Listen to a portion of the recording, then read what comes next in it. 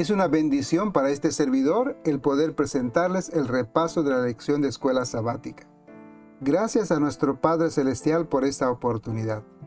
Muchas gracias a cada uno de ustedes por dedicar tiempo para escuchar esta presentación. Reciban las bendiciones de nuestro Padre Celestial. Abramos la Biblia y juntos estudiemos la lección número 7. Pero antes, oremos. Padre eterno, de misericordia, gracias por tu palabra que cambia y transforma vidas. Suplicamos, Señor, que al estudiar esta lección, despierte en cada uno de nosotros el deseo de serte fieles y obedientes. Bendícenos con la dirección de tu Santo Espíritu. En nombre que es sobre todo nombre, Cristo Jesús, es nuestro ruego. Amén.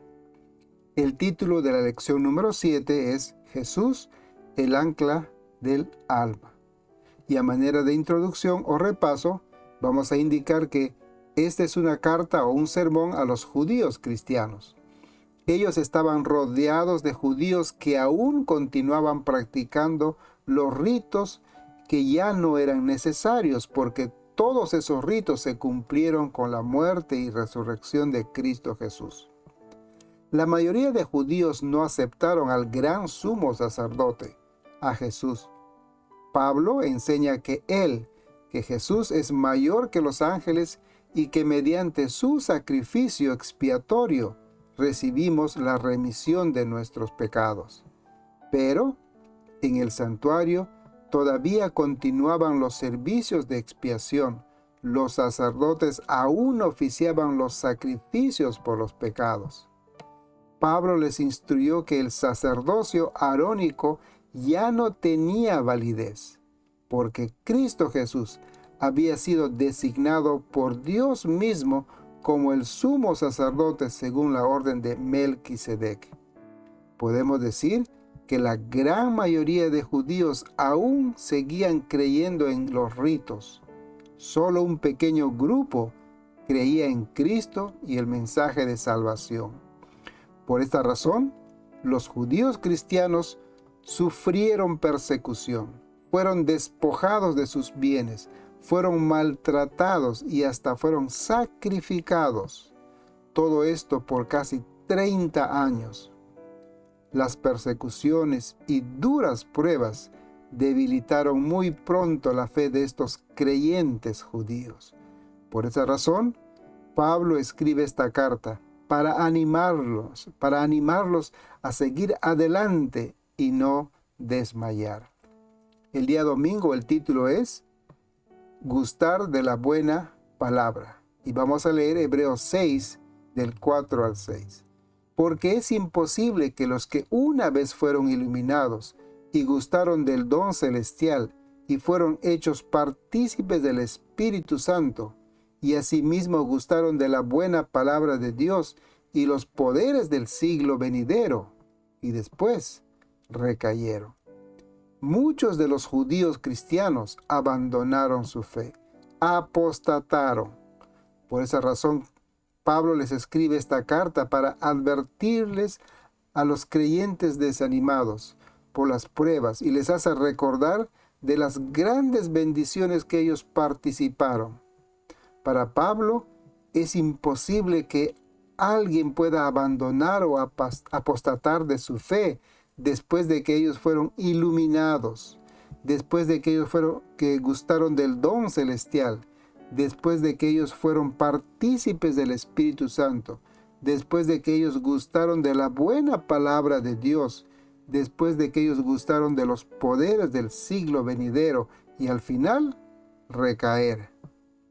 ¿Qué significa que fueron iluminados? Significa que ellos recibieron la luz del conocimiento de Dios a través de Cristo Jesús.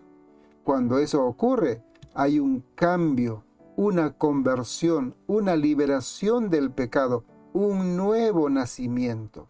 Segunda de Corintios 4:6 dice, pues Dios, que dijo que de las tinieblas resplandeciera la luz, es el que ha resplandecido en nuestros corazones para iluminación del conocimiento de la gloria de Dios en la faz de Cristo. Por lo tanto, ser iluminados se refiere a recibir el conocimiento, a tener el conocimiento de Dios, a tener el conocimiento de la salvación. Luego Pablo en el libro de Hebreos 10:32 les dice que tengan cuidado y traigan a la memoria los días pasados en los cuales, después de haber sido iluminados, sostuvieron gran combate de padecimientos. Les hace recordar lo que ocurrió con el pueblo de Dios, con la nación de Israel en el desierto. Este pueblo recibió el conocimiento, fueron iluminados de diferentes maneras por los milagros. Ellos conocieron a Dios, pero rechazaron a Cristo Jesús, rechazaron a Dios y no entraron a la tierra prometida. ¿Qué significa que gustaron del don celestial? Esto hace referencia a que tenían una experiencia completa de la gracia de Dios, de las bendiciones de creer, de participar del poder del Evangelio y del Espíritu Santo. El don celestial, la dádiva de la vida eterna. Romanos 5:15 dice, pero el don no es como la ofensa, porque si por la ofensa de aquel uno muchos murieron, cuánto más abundaron para muchos la gracia de Dios y la dádiva por la gracia de un solo hombre, Jesucristo. El don celestial, gustar del don celestial es vivir, es tener la experiencia del nuevo nacimiento, es recibir la experiencia de una vida transformada, es recibir la experiencia de una vida que ha sido convertida, que ha sido separada para servir a Dios, consagrada para servir a Dios. ¿Qué significa que fueron partícipes del Espíritu Santo? Es una experiencia que ellos tuvieron después de que el Señor Jesús partió al cielo. Se relaciona al recibimiento del Espíritu Santo, a tener comunión con Él. Ellos vivieron esta experiencia cuando sucedió el Pentecostés. 1 Corintios 12:13 dice, porque por un solo espíritu fuimos bautizados todos en un solo cuerpo, tanto judíos como griegos, tanto esclavos como libres, y a todos se nos dio a beber de un solo espíritu. Y Hechos 2:4 dice, y fueron todos llenos del Espíritu Santo, y comenzaron a hablar en otras lenguas, según el Espíritu les daba que hablase. Este grupo de cristianos participaron del Espíritu Santo. Muchos de ellos fueron llenos del Espíritu Santo en el día de Pentecostés y vieron las maravillas que las personas obraron cuando fueron llenos del Espíritu Santo. La pregunta es que, ¿cómo puede ser posible que una persona que ha experimentado todo eso, al final, retroceda en su vida cristiana? En cuarto lugar, ¿qué significa que gustaron de la buena palabra de Dios? Ellos tenían el conocimiento de las enseñanzas de Jesús y habían experimentado personalmente lo que el poder de la palabra de Dios puede hacer. Conocían la verdad. Segunda de Timoteo 3:16 dice, toda la escritura es inspirada por Dios y útil para enseñar, para redarguir, para corregir, para instruir en justicia, a fin de que el hombre de Dios sea perfecto, enteramente preparado para toda buena obra. Eso es lo que significa gustar de la palabra de Dios, experimentar el nuevo nacimiento, la transformación, que una persona pueda renovar su ser a través de la palabra de Dios.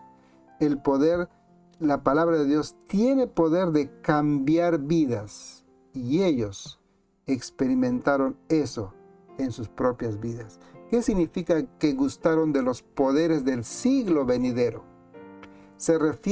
El siglo venidero se refiere a la maravillosa experiencia que todo creyente experimentará en el futuro acerca de la resurrección, Cuando Cristo venga, muchos serán resucitados, otros serán transformados de corruptible a incorruptible. Pero nosotros podemos empezar a gustar hoy todo eso, y eso es mediante la resurrección espiritual, la experiencia de una nueva vida, de un nuevo nacimiento. Colosenses capítulo 2, verso 12 dice que fueron sepultados juntamente con Él en el bautismo, en el cual también fueron resucitados juntamente con Él por medio de la fe en el poder de Dios que los levantó de entre los muertos. Mientras ustedes estaban muertos en los delitos y en la incircuncisión de la carne, Dios les dio vida juntamente con Él, perdonándonos todos los delitos. Por lo tanto, gustar de los poderes del siglo venidero también hace referencia al cambio de vida, al nuevo nacimiento, a la resurrección espiritual, a la experiencia del bautismo. Cuando somos sumergidos es morir a este mundo, y cuando somos levantados del agua representa la resurrección. Por lo tanto, estamos siendo partícipes, estamos gustando hoy de aquello que va a suceder cuando Cristo Jesús venga por segunda vez. Judas Iscariote es un ejemplo de un discípulo a quien no le faltaba conocimiento. Judas Iscariote, al lado del Maestro, él pudo escuchar, aprender, él vio y experimentó grandes milagros de Cristo Jesús, pero carecía de una fe verdadera y llegó a convertirse en el peor apóstata. Después de todo lo que había experimentado al lado del Maestro, Judas Iscariote fue considerado como el diablo, según las mismas palabras de Jesús en Juan 6:70. El día lunes dice el título Imposible de renovar. Y vamos a leer el texto de Hebreos 6:4. Porque es imposible que los que fueron una vez iluminados, que gustaron del don celestial, que llegaron a ser partícipes del Espíritu Santo, que también probaron la buena palabra de Dios y los poderes del siglo venidero, y después recayeron, sean otra vez renovados para arrepentimiento, puesto que crucificaron de nuevo para sí mismos al Hijo de Dios y lo exponen a vituperio. ¿Cómo es posible que una persona pueda tener grandes experiencias espirituales? Al final, abandonen, apostaten, se alejen totalmente de Cristo Jesús. Pero puede suceder. Leamos lo que dice Mateo capítulo 7, verso 21. No todo el que me dice Señor, Señor, entrará en el reino de los cielos, sino el que hace la voluntad de mi Padre que está en los cielos. Muchos me dirán en aquel día, Señor, Señor, ¿no profetizamos en tu nombre? ¿En tu nombre no echamos demonios? ¿Y en tu nombre no hicimos muchas obras poderosas? Entonces yo les declararé, nunca les he conocido, apártense de mí, obradores de maldad. Hacer milagros no es una garantía de una conversión, de una transformación. Alguien más puede estar utilizando a una persona para aumentar su orgullo y su confianza propia a través de los milagros. Por ello, es imposible que Dios restaure a los que por su propia voluntad descuidaron y recayeron muchas veces y al final abandonaron el camino. Hebreos 6:6 dice otra vez, pero después recayeron. Es imposible renovarlos otra vez para arrepentimiento, puesto que de nuevo crucifican para sí mismo al Hijo de Dios y lo exponen a la ignominia pública, según la versión popular. cuando dice, pero después recayeron, nos hace notar que muchas veces y en forma progresiva ocurrió un pecado. Quiere decir que vez tras vez y más en mayor grado un pecado ha ocurrido vez tras vez, y que poco a poco la persona se aleja de su Salvador y al final rechaza totalmente y da las espaldas a Cristo Jesús como su Salvador. Por eso dice en Hebreos 6:6, ellos mismos están crucificando otra vez al Hijo de Dios y exponiéndola a la burla de todos. En 1 Timoteo 4 dice, pero el Espíritu dice claramente que en los postreros tiempos algunos apostatarán de la fe, prestando atención a espíritus engañadores y a doctrinas de demonios, mediante la hipocresía de mentirosos que tienen cauterizada la conciencia. Mi hermano, en estos últimos tiempos que vivimos, va a suceder, va a ocurrir que muchos serán apartados, que muchos serán movidos a apostatar de la fe. Dice claramente que en estos postreros tiempos algunos apostatarán de la fe, prestando atención a espíritus engañadores y a doctrinas de demonios. Por lo tanto, mi hermano, nosotros estamos llamados a una entrega total de obediencia y sumisión a nuestro Salvador para evitar eso. Romanos 6:6 dice, y sabemos que nuestro viejo hombre fue crucificado juntamente con él, porque el cuerpo del pecado sea destruido, para que el cuerpo del pecado sea destruido a fin de que ya no seamos esclavos del pecado. Eso es lo que tiene que ocurrir con nosotros. Tenemos que ser crucificados juntamente con Cristo Jesús, entregar nuestra vida totalmente, íntegramente, ser obedientes a Cristo Jesús, ser sumisos a Cristo Jesús. Gálatas 5:24 dice, porque los que son de Cristo Jesús han crucificado la carne con sus pasiones y sus deseos. Por lo tanto, una persona que se ha entregado totalmente a Cristo Jesús va a estar al resguardo de Cristo Jesús. Dios nos va a proteger. Pero después dice que recayeron, dice el texto de Hebreos 6:6. Pero después que recayeron, se refiere a la persona que después de haber experimentado la salvación genuina, una salvación genuina, decide que Jesús es una amenaza para el tipo de vida que quiere tener y procede a terminar su relación con Él. Cuando nos apartamos del Evangelio, encontramos una forma de vida diferente que nos agrada. Entonces, pensamos ahora que Dios no me conviene, que Jesús y sus enseñanzas no me conviene porque no va de acuerdo a mi forma de vida. Por lo tanto, me alejo de Dios, saco a Dios de mi vida y sigo haciendo mi voluntad y viviendo de acuerdo a mis propios requerimientos. Es decir que mientras la persona no elija alejarse completamente de Cristo, todavía existe la esperanza de la salvación.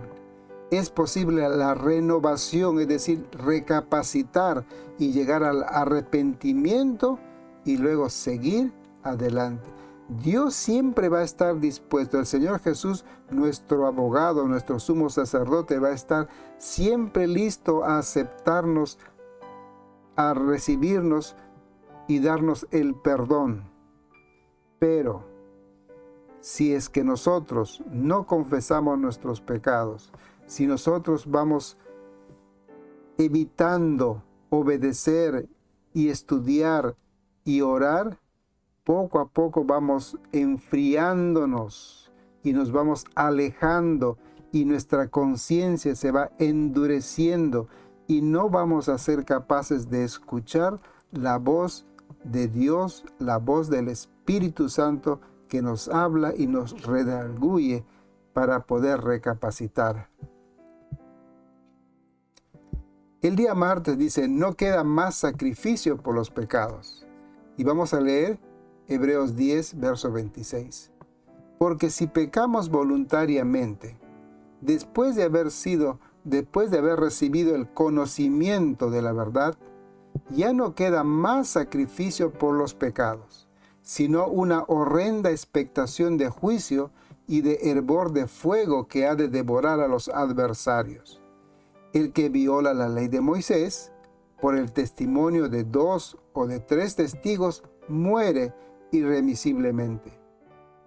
¿Cuán mayor castigo pensáis que merecerá el que pisoteare al Hijo de Dios y tuviere por inmunda la sangre del pacto en la cual fue santificado e hiciere afrenta al Espíritu de gracia? Empieza este texto diciendo el verso 26, si pecamos voluntariamente. Hace referencia a la actitud mental en primer lugar que prevalece cuando una persona deliberadamente renuncia a Cristo, rechaza la salvación y desprecia al Espíritu Santo. Este es un pecado deliberado, persistente, constante, continuo y desafiante. Es una reversión voluntaria de la decisión anterior de aceptar la salvación, es rechazar la salvación de Cristo Jesús y de entregar nuestro corazón y vida. Una apostasía premeditada que conduce al pecado imperdonable que encontramos en Mateo capítulo 12. Es un estado continuo de rebeldía contra Dios. Mi hermano, una vida de rebeldía continua contra Dios, al final nos vamos a ver lejos de Dios, sin esperanza, sin perdón. Una constante rebeldía, una constante desobediencia, un constante rechazo de la verdad, finalmente el resultado será que pisoteamos al Hijo de Dios, que tenemos por inmunda la sangre del pacto y ultrajamos e insultamos al Espíritu de gracia. Para tales personas ya no queda más sacrificio por sus pecados. Rechazaron y fueron en contra de Cristo Jesús. ¿Qué significa pisotear al Hijo de Dios? La expresión describe el rechazo del gobierno de Jesús. No tiene valor para la persona.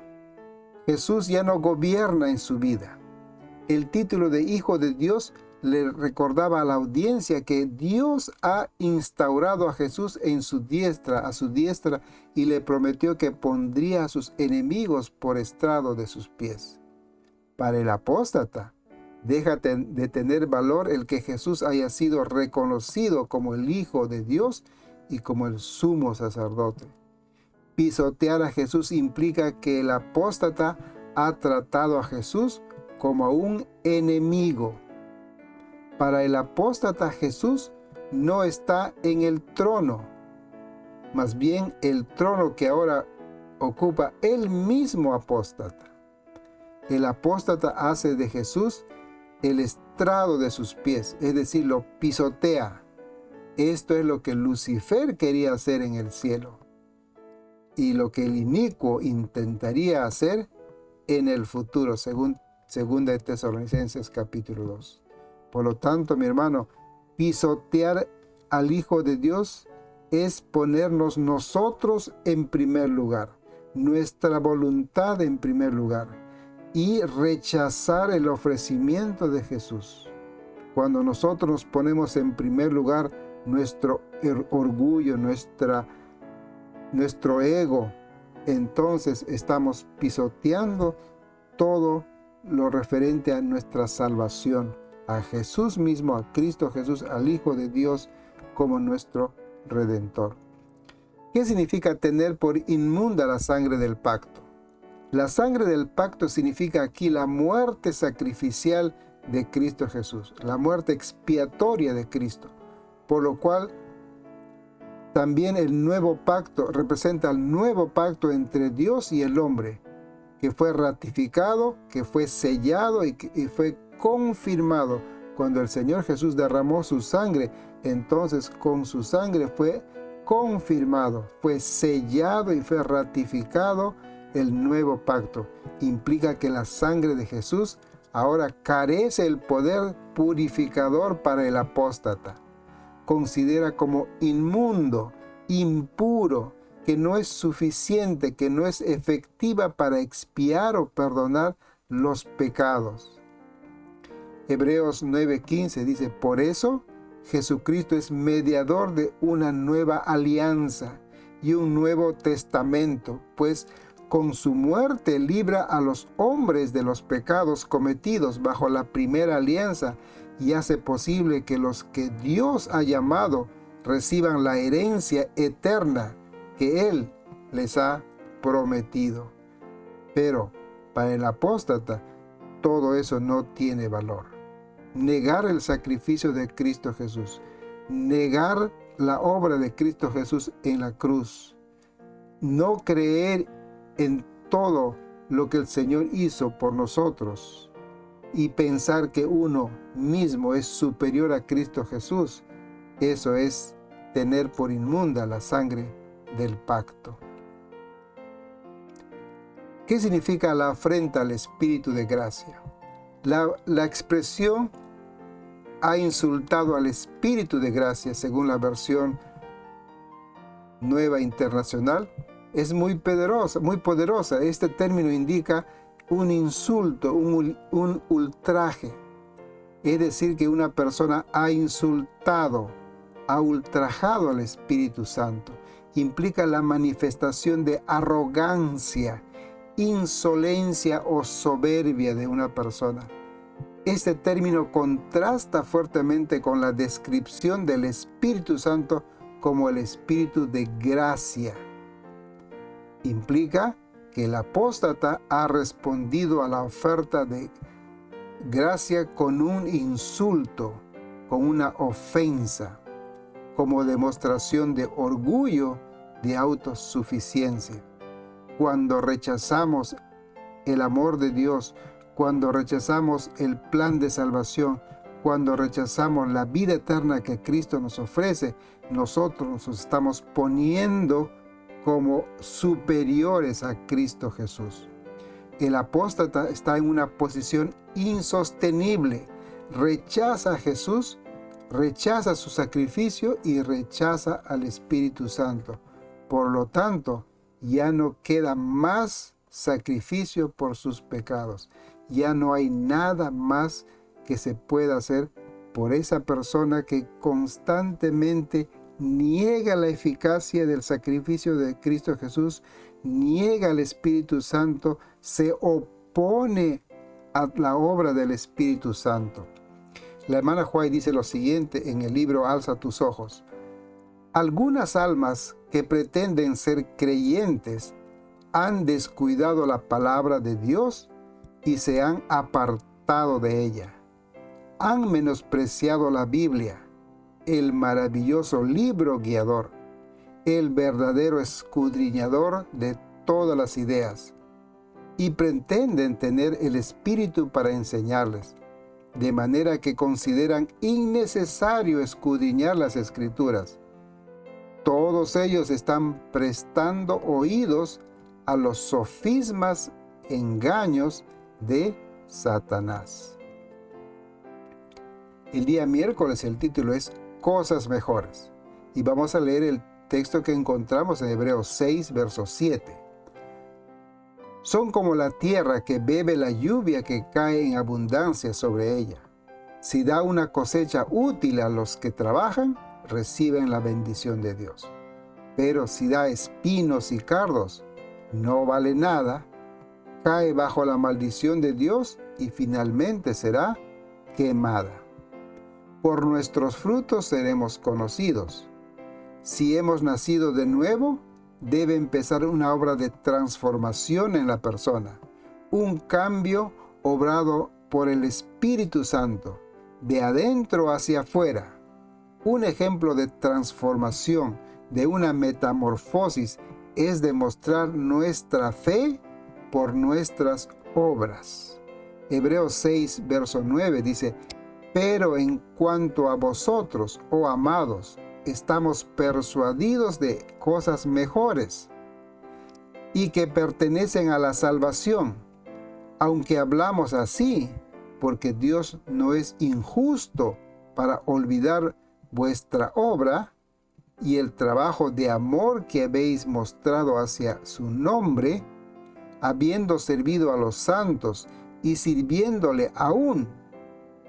Pero deseamos que cada uno de vosotros muestre la misma solicitud hasta el fin, para plena certeza de la esperanza, a fin de que no os hagáis perezosos, sino imitadores de aquellos que por la fe y la paciencia heredan las promesas.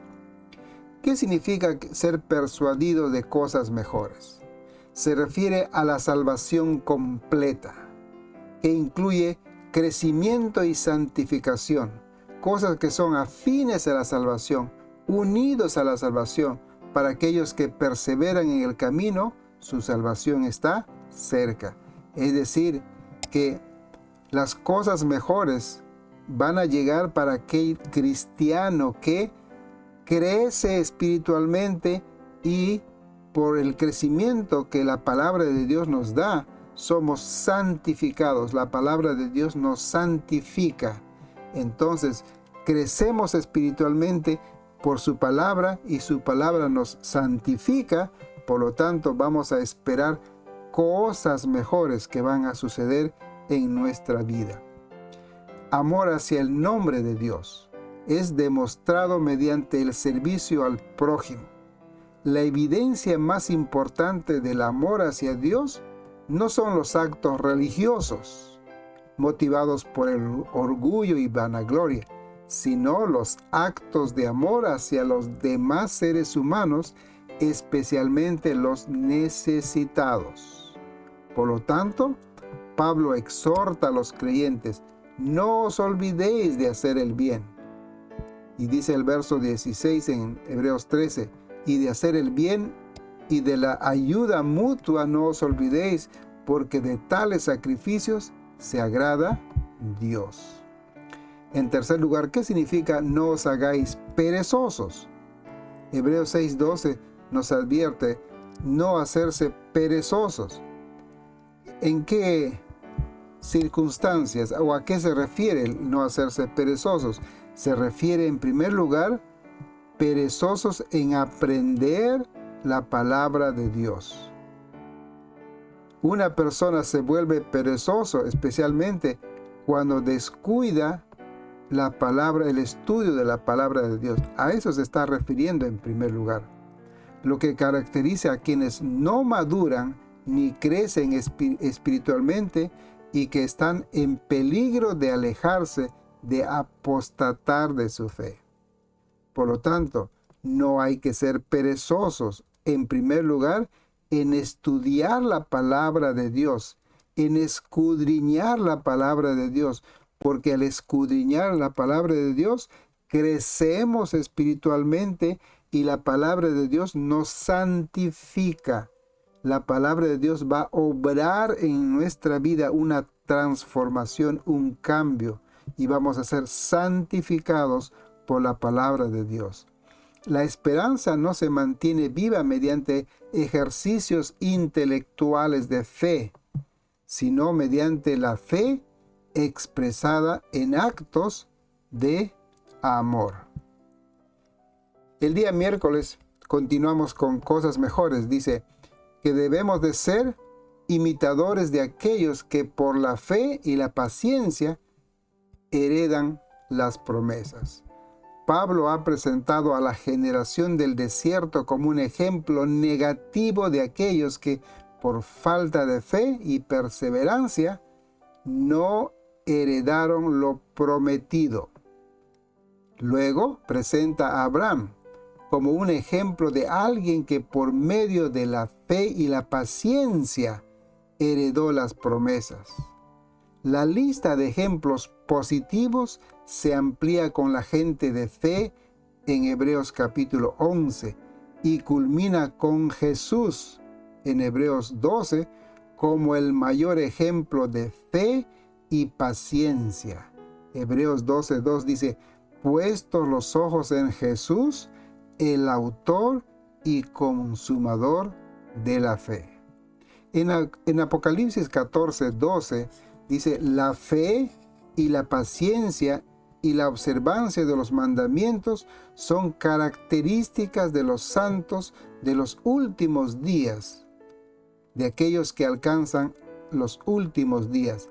Dice el texto: aquí está la paciencia de los santos. Apocalipsis 14:12. Aquí está la paciencia de los santos, los que guardan los mandamientos de Dios y la fe de Jesús. También podemos decir paciencia es igual a perseverancia, por lo que el texto podría decir también: aquí está la perseverancia de los santos. La hermana White dice lo siguiente en Testimonios, tomo 4. Cultive la disposición de creer que los demás son mejores que usted. Sea menos autosuficiente. Confíe menos en sí mismo. Alimente la paciencia, el autocontrol y el amor fraterno. Esté presto para ayudar al extraviado y tenga misericordia y compasión por los débiles. Es el consejo que nos da la hermana White para que nosotros sigamos y continuamos demostrando nuestra fe por nuestras obras. El día jueves el título es Jesús, el ancla del alma. Y vamos a leer una vez más Hebreos 6, verso 17.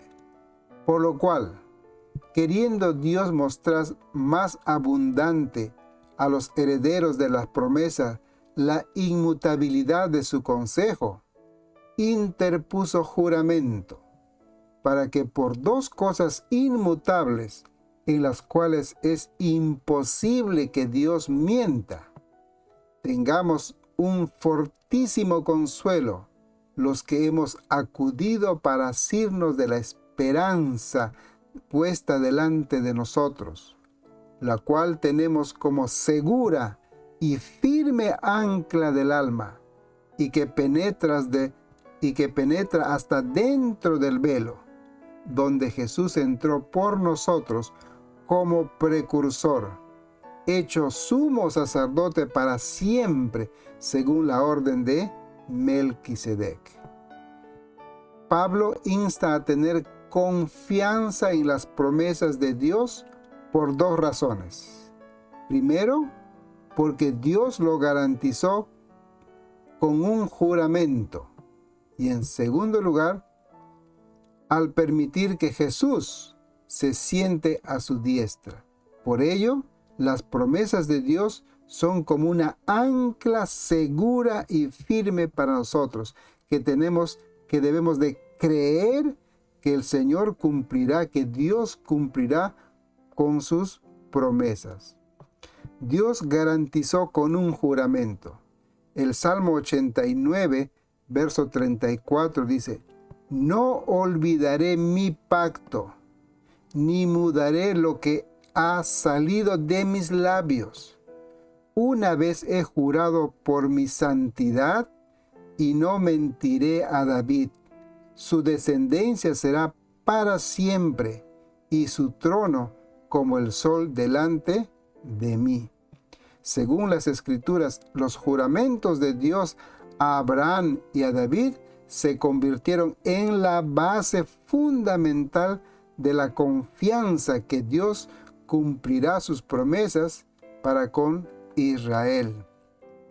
Según el Nuevo Testamento, ambos juramentos se cumplieron en Jesús, la simiente de Abraham, quien ascendió y se sentó en el trono de David, Dios cumplió su promesa. En segundo lugar, al permitir que Jesús se siente a su diestra, Dios nos ha garantizado sus promesas mediante el acto de sentar a Jesús a su diestra. Cumplió así la promesa hecha a Abraham. La ascensión de Jesús tiene el propósito de corroborar la promesa hecha a los creyentes, porque Jesús ascendió como un precursor por nosotros. Así, la ascensión nos revela la certeza de la salvación de Dios para nosotros. Dios llevó a Jesús a la gloria a través de los sufrimientos, de la muerte por todos, para que pudiera llevar muchos hijos a la gloria. La presencia de Jesús ante el Padre es el ancla del alma que se ha sujetado al trono de Dios. El honor del gobierno de Dios está supeditado al cumplimiento de la promesa que nos hizo a través de Jesús. ¿Qué más seguridad necesitamos? En este mundo incierto, Jesús es nuestra ancla. Las promesas de Dios son seguras que se van a cumplir. Es nuestra seguridad en las promesas que el Dios mismo hizo. Él juró, Él prometió y Él cumplirá. Mi apreciado hermano, en este mundo incierto, Jesús es nuestra ancla. En este mundo en que la gente dice que no hay verdad absoluta, Jesús es nuestra ancla. En este mundo donde los valores morales cambian y se degradan, Jesús es el ancla segura. En este mundo donde los valores cristianos se diluyen, Jesús es nuestra ancla. Recordemos que la Biblia nos enseña y nos da lo que es verdad. Jesús es verdad, Jesús es vida y es nuestra ancla. En este mundo incierto e inseguro, solamente vamos a encontrar seguridad en Cristo Jesús, y las promesas que Él nos ha dado son seguras y debemos de confiar plenamente en esas promesas. Mi apreciado hermano, que el Señor te bendiga y te guarde. Jehová haga resplandecer su rostro sobre ti y tenga de ti misericordia. Jehová alce sobre ti su rostro y ponga en ti paz. Su amigo y servidor Joel se despide hasta otra oportunidad. Que Dios los bendiga. Amén.